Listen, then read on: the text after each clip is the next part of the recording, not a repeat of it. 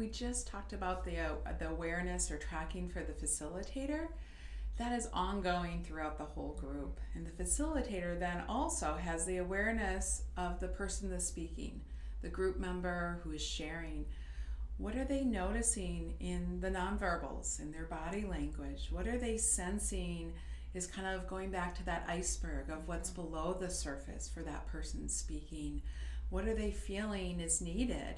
And that's where the information comes from in terms of, do I want to lean in? Do I want to provide support with words or a glance? Do I want to ask a follow-up question?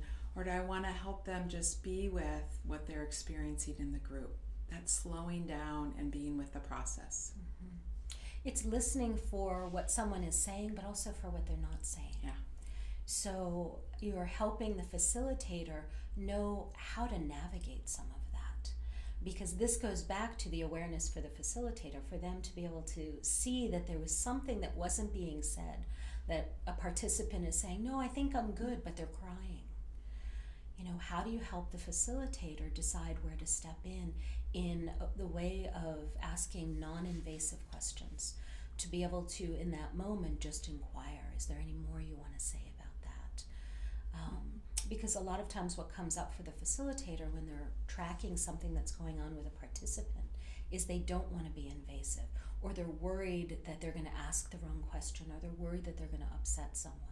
So some of it is helping them learn how to navigate the language that they might use with that. And the next part is awareness of the group process as a whole. What are the other group members feeling as one person is sharing and speaking? What are they, is the facilitator looking and being aware, or are they missing someone that's just on the other side of maybe their vision? What are they sensing in their own body that the group needs? This often happens when there's a lot of emotion in the group. What is the rest of the group feeling? Or if someone's going on very long in their check-in, is the rest of the group with them? Is it a really important, first time that someone has opened up and shared? Or are people getting more fatigued or irritated or not understanding? So all of those things, the possibilities are really endless, but that key element is coming back to the awareness of the group process. And it can be very powerful for the facilitator and for the group as a whole to help the facilitator learn how to hold all of these parts. Yeah. For instance, sometimes what may happen in a group is someone may share something, as Linda said, for the first time, and it can be incredibly powerful and incredibly emotional, and it may be something that has made them feel really isolated throughout their life. And they may be feeling isolated and giving voice to that as they share it.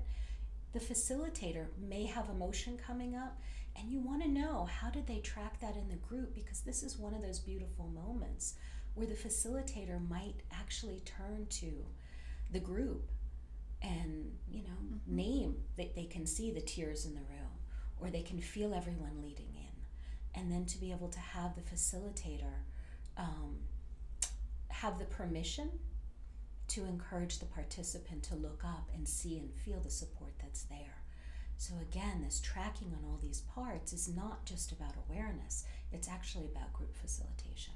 Yeah. And that tracking also goes through each of the group series. So kind of thinking as a supervisor, what do you know about as a group starts off, and the importance of being patient and working with people? Or what do you know as a group continues and it's coming towards the middle and then the end? So keeping all of that in mind and bringing that awareness to the facilitators, and that helps with their growth and development. End.